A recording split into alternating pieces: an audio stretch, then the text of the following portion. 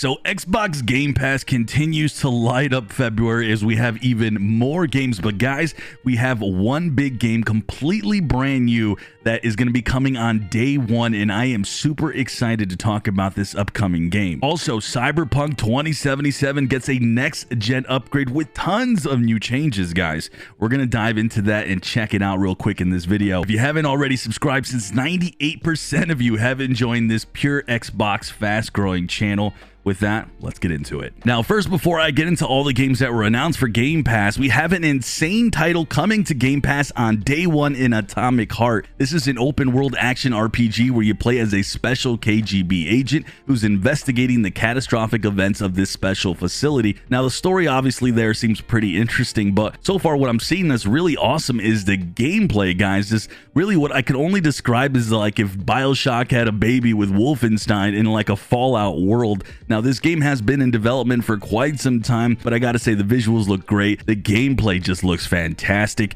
and I am hella excited to play this one. There is no release date, but it has been confirmed it's gonna be dropping on Game Pass day one. So this is a game you absolutely want to go ahead and have on your list. With that, let's get into today's announcements officially here. We have Mass Effect Legendary Edition, which has already been on Game Pass, but it's now available via the cloud, so that's what's different. So now you can jump into your phones, tablets, and if you haven't had a chance to dive into this remastered version of Mass Effect, guys, you're really in for a wild ride. Lawn Mowing Simulator joins Xbox One on February 17th. This is already on Game Pass, but it's available now for the Xbox One. But one of the heavy hitters here on this list has to probably be here, Madden NFL 22, coming post the Super Bowl. It's coming to console and PC on February 17th. I've played a lot of Madden 22 the past year. I mean, it's more of the same, really. You're not getting anything completely new from 21, but honestly, I've had my fun with this one. The cool thing is, like, your career mode and everything transfers from the previous version as well, so I think you'll enjoy this one, especially if you're a football fan. Jumping into now a pair of strategy titles, we have Total War Warhammer 3. This is a big one because it's completely new game. It's the conclusion to the Warhammer trilogy. You're going to be building an empire, building an army, choosing your hero, going to obviously war. There's also an 8-player multiplayer campaign and even a 1 versus 1 domination mode. So if you're a big fan of strategy games and you want to play something completely fresh and new, I think you're going to enjoy this one. We have another similar game here in Galactic Civilizations, only this is in space and it's a 4X title, so it's similar to a game like Civilization. The game claims to be the ultimate sandbox experience where you can play against 100 opponents. You can win in several ways through military, cultural, technology. Does feature a story-based campaign and has over 7,000 very positive user reviews. Also a Metacritic score of 81. The game is about a couple years old now for sure, but it's going to be available via the PC on Game Pass. We have another sports title in Super Mega Baseball 3. This is a game in the series that features a whole new franchise, online league modes, big graphical improvements over the last iterations, and just more smoothed out gameplay. This will be available via the consoles on Game Pass. Alice Madness returns now. This is a game that released over 10 years ago. This was even on the Xbox 360, which is insane.